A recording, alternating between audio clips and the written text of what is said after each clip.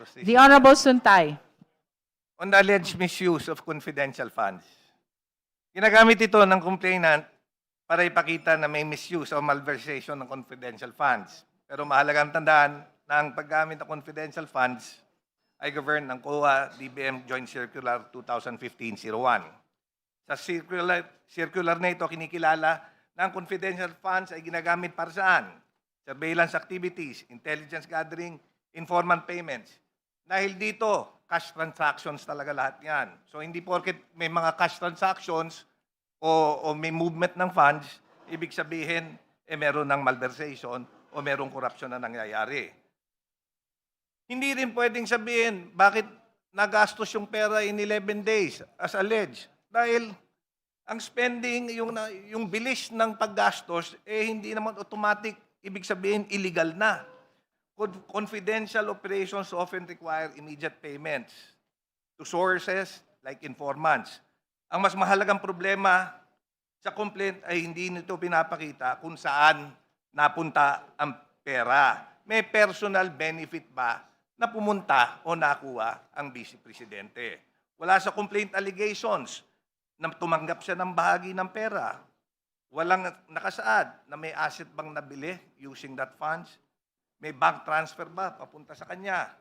Ang reliance ng complaint, kung babasahin natin, mula sa mga COA audit findings. Audit observation memorandum, notice of suspension, notice of disallowance. Pero sa ilalim ng COA audit rules, ano ba yung audit observation memorandum? Preliminary observation lang ito. Ano yung notice of suspension? Pagkulang ang dokumento. Ano yung notice of disallowance? Administrative finding. Pero ito, subject to appeal. Madam Chair, point of order muna. There's a point of order. Honorable Suntay, let's hear the point of order of the Honorable Abante. Yung ba pinag-uusapan natin? Ano ko yung ba pinag-uusapan natin? This is about confidential fund.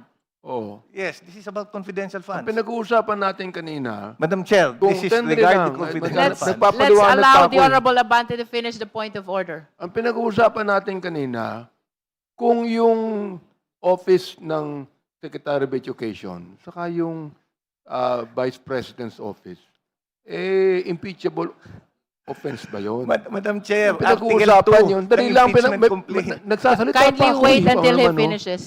No. Binapaliwanag mo kung paano ginamit ang confidential fund. Hindi pa naman pinag-uusapan yan eh. Pangalawa, paliwanag. Dapat yan pinag-uusapan yan sa impeachment court. Hindi dito. Madam Chair, yun lang. For the guidance of the Honorable Abante, there are allegations as to misuse of confidential fund in the office of the Department of Education with the Vice President as Secretary of Education. So, it is my humble submission that the manifestation of the Honorable Suntay is aligned to the deliberation on the second ground of the fourth impeachment complaint. The point of order is overruled. Thank you very much, Madam The Honorable Chair. Suntay may proceed. And to my good friend, Congressman Abante, if I may continue. You may. Thank you. Hindi ito automatic proof ng graph o malversation. Ito ay consistent sa sinabi ng Supreme Court sa Navales versus People at Guillen versus People. GR numbers 219, 598 at 220108. Kung saan sinabi ng Korte na procedural irregularities on procurement violations do not automatically result in criminal liability or graft. Makikita rin, kagaya ng sinabi ng aking paboritong colleague, Congressman Joel Chua kanina, may nabanggit siya tungkol sa kay Madriaga, affidavit ni Madriaga. May tanong ko lang, nasaan ba si Madriaga? Di ba, nakakulong yata. So we are relying on an affidavit issued by an individual who is currently in prison. Now, sino ba si Madriaga? Meron ba siyang appointment kay BP Sara to prove that he is an employee or an authorized person? Para ma-direct na naman natin yung linkage nung dalawa. Kasi if we rely heavily dun sa affidavit niya, it should not come Madam from Chair, a polluted force. point of Madam order. Chair. There's another point of order. Let's hear the Honorable Dilima. Are we talking now here about the credibility of a prospective witness in these proceedings? We're not yet at the evidentiary stage. We're not yet supposed to judge whether or not Mr. Madiarga is credible. So it is premature and it tries to divert the matter now. We are just talking here about the confidential funds and also about the concurrent capacity, of the Commission of Offenses of the Vice President in her concurrent capacity as Secretary of Education. Madam So let's Chair. not talk yet about whether or not worthy, whether or not credible, whether or not totoo yung sinasabi ni Madiarga. We have yet to hear from him, aside from this sworn testimony, or sworn affidavit. So that's out of order, Madam Chair. Madam Chair, The Honorable Suntay. it is necessary to raise this because his affidavit is attached to the complaint and it is relied on heavily. Yun lang ang point ko. Nevertheless, the Honorable What- Suntay, please be reminded that we are only at the stage of the sufficiency in substance. We are not discussing yet the weight of the evidence attached. Yes, I know, Madam Chair. I The just point want to of make that order point. is sustained. Madam Chair, Thank you very much, Madam Chair. Madam Chair, just a quick rebuttal. The Honorable Chua. Thank you, Madam Chair. Madam Chair, I agree with The with Honorable our- Chua is reminded to refrain from further commenting to the manifestation which has been the subject matter of the point of order of the Honorable Dilima. Thank you, Madam Chair. Madam Chair, this is just a recital of facts. By the reading of the affidavit itself, titignan po natin kung meron nga po talagang offense charge. At maliwanag naman po dito, meron pong perang nilabas, as cited in paragraph 1, in paragraph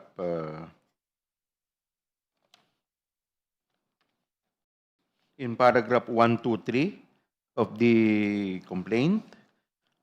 And ito pong 125 million na binabanggit dito, sinabi rin po sa paragraph 125 ay pinasa sa kay certain Dante La Chica. At dito rin po sa paragraph, dito rin po sa complaint na to, maliwanag sa paragraph 134 na sinasabi po ni Madriaga na siya po yung kumuha nitong pera at dineliver niya. So meron pong money trail na hinahanap po tayo. Now, bakit po nakunik ang Vice President? Kasi po, sinasabi rin po dito sa paragraph 150, sinasabi po dito na yung pong pagpapasa ng pera from the SDO to another na wala naman pong koneksyon ay upon the instruction of the Vice President. Now, dito rin po sa ating affidavit, nakalagay rin po dito at dinefine din po dito kung ano po ang definition o element ng graft and corruption. Nakalagay po yan sa paragraph 146. RA number 3019, paragraph 3A, penalizes public officers who persuade, induce, or influence another public officer to perform an act constituting a violation of rules and regulation.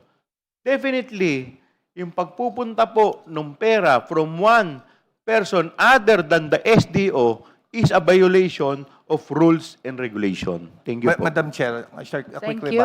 reply. Before I call the Honorable Suntay, let me finish first with the list. The Honorable Nasal and then the Honorable Acosta.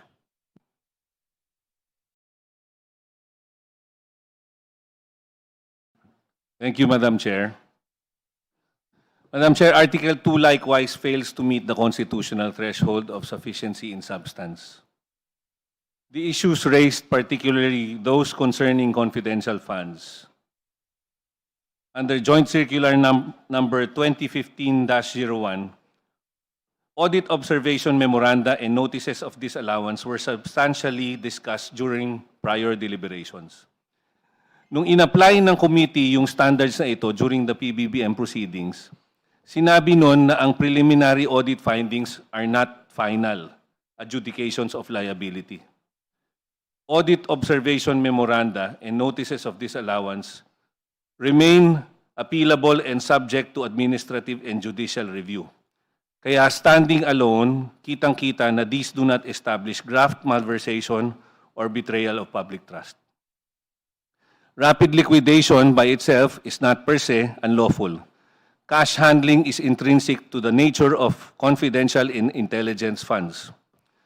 What must be pleaded are ultimate facts of unlawful conversion, personal appropriation, manifest bad faith, or a specific amount personally received by the respondent. Pag binasa yung complaint, wala naman naka-allege dito na essential elements.